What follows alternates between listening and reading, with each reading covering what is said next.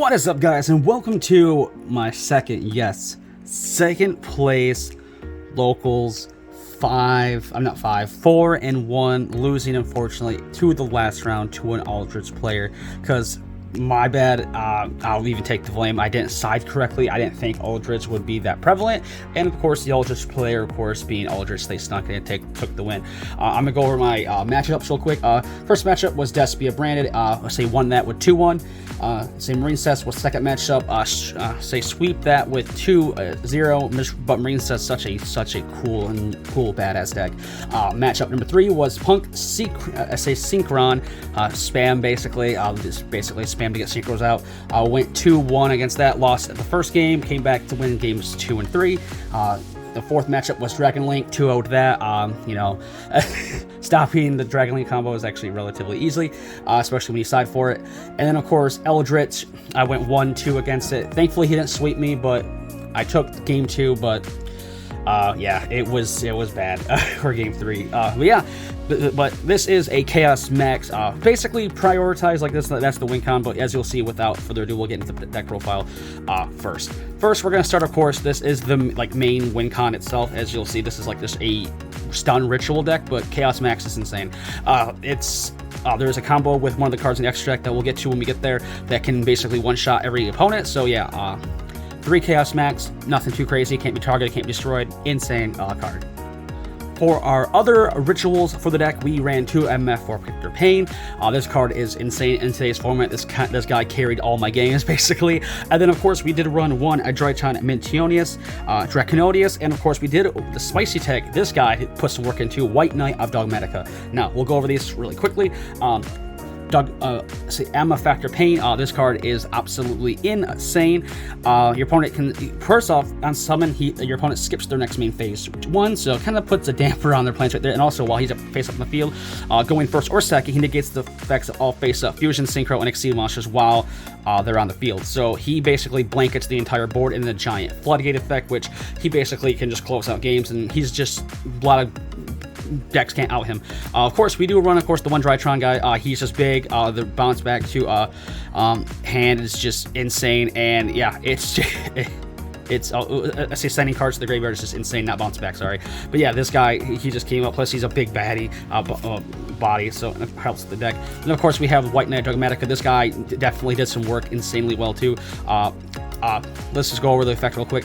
You can send 1 monster from your extra deck. Well, first he locks you not special from the extra deck, so you gotta mind yourself with that. Then your opponent activates a card or effect during, except for during the damage step. You can send 1 monster from your extra deck to the graveyard, and if you do, look at your opponent's extra deck and send 1 monster to the graveyard. So it's a way, if you're going first or going second, you know what your opponent's playing. It's also a way to trigger off, as you'll see in the extra deck, our Herald of the Arclight, and of course our Nestus to trigger it off and get a pop as well. So yeah, for the ritual lineup, loved it.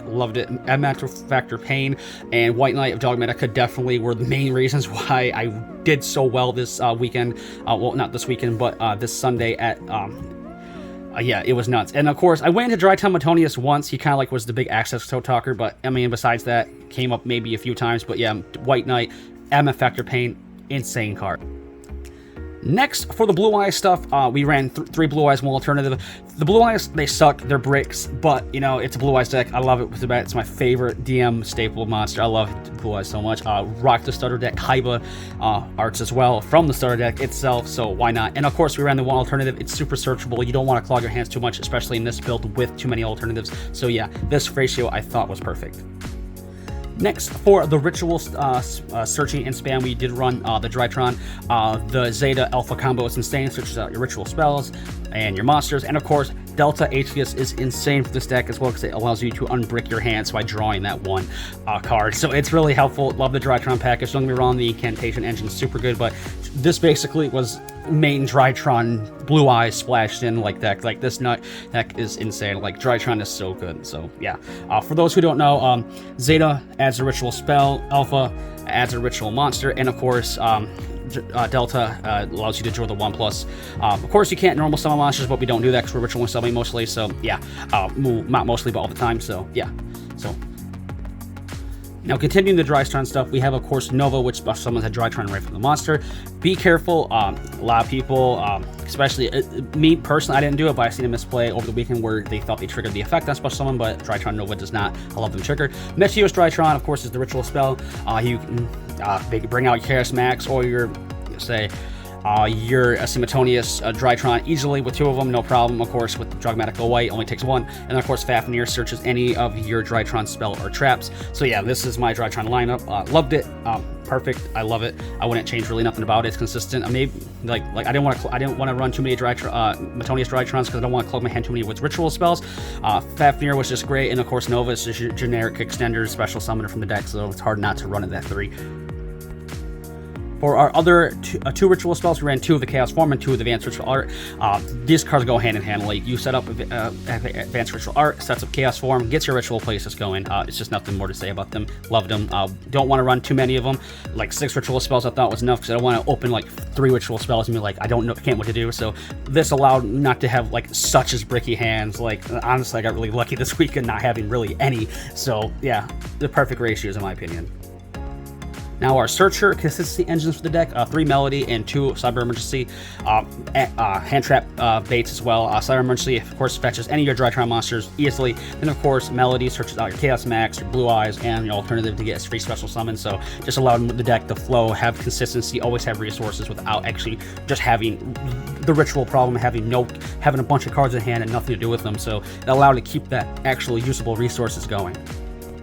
So our last 6 cards of the deck are 3 Extravagance. Honestly, Prosperity is probably a way better card in this deck opinion because this deck relies on its extra just a little bit, but not too terribly much. So if you have the budget definitely run Prosperity, but I can't afford Prosperity, so I ran Extravagances. Thankfully, most of the time I never really lost the pieces I need. Thankfully, we don't go in the extra deck that too often, so that's really good. And plus, in Dark Willow No More, this deck wants to inherently go second because it wants to just do 8k damage right away and then be done. So we need built-in board breaking cards in the main deck. There's more on the side for sure, but this is just the main one we wanted the main because Dark Willow No More is just insanely good right now. Like, it's nuts. But yeah, that is it for the main deck. We're going to slide over into the extra deck.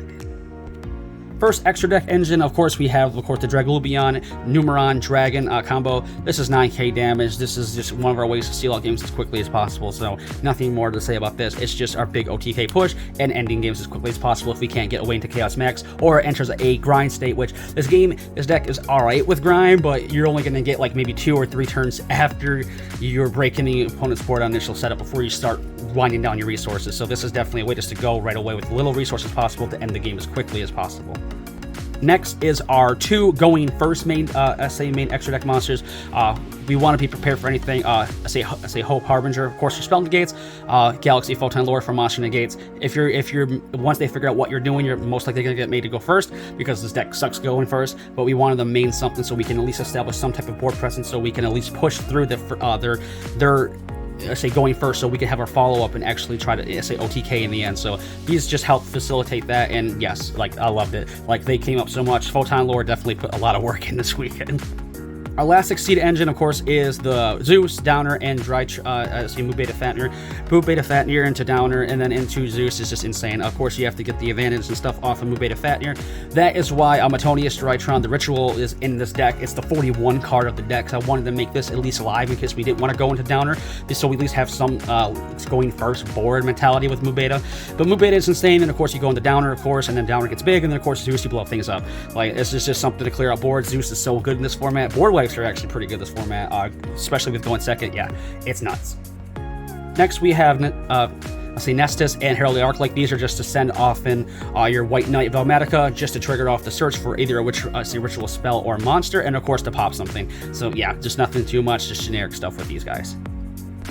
Alright, then our last 5 monsters of the extra deck are of course, our Link monsters. Genene Transverser, this card is so insane in this deck because you can give control of, you break their board almost all the way, you give them one of your Drytrons in defense, and then you have your Chaos Max swing into it. So this is literally 8k, like, you just switch out, give them one of your Drytrons, blow them up, 8k. Anima, no one expects Anima, it takes something, no one really cares about zoning really anymore because this deck is kind of gone in the format, so when you drop Anima on someone, they just don't know what to do. They they just lost something.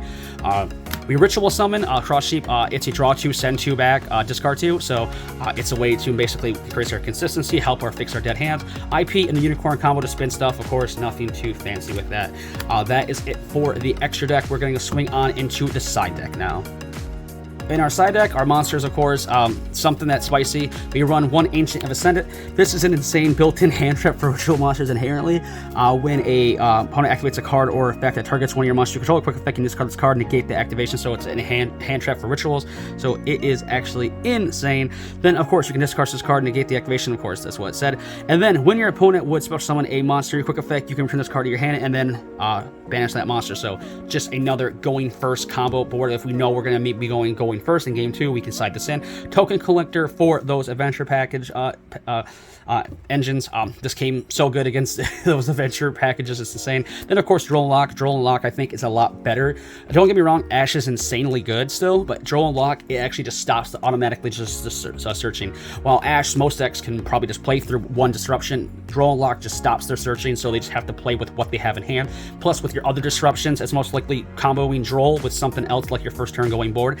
They're most likely not going to do it. So yeah.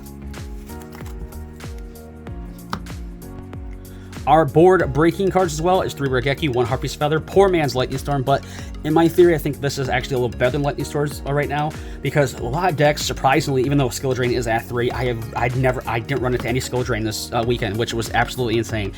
I expected it. This is the regret I had was not siding more back row because the Eldritch matchup that I lost to, but Harpies was built in there just in case those random back row decks appeared. But Regeki, insane. If you spam 2, it's most likely going to wipe their board. It's something they have to respond to.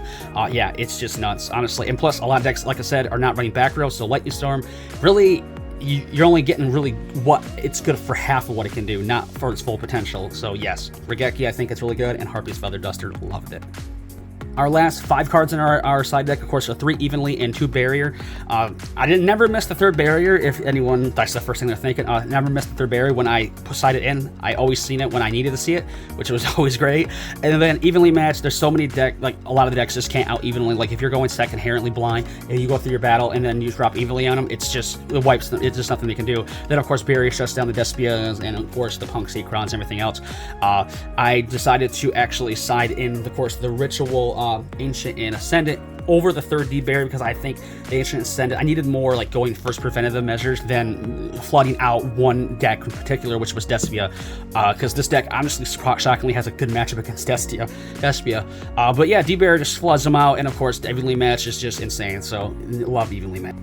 But yeah, thank you guys for watching. If you guys enjoyed the video, leave a like, comment, and subscribe. I'm super proud of this deck. This format is actually honestly super fun. It's so diverse. It's so I don't want, it's the hard word to use it, but it's so fragile, because if you bring a deck in that's counter meant for any meta, you can take a lot of games and even almost a locals. So it's actually insane what, honestly, if you gear your deck correctly toward what the meta is going to provide, it's insane, because that's how fragile it is. Usually some metas, even if you gear toward them, they're just going to steamroll you still, but this meta, everything's so fragile if you gear toward specific. So yeah, but enough rambling of the meta and everything like that. But yeah, this has been my 2nd place Blue Eyes Chaos Max Drytron Ritual deck.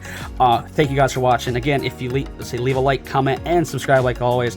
And until my next video, stay safe and stay healthy. I'll see you guys in the next one. Peace.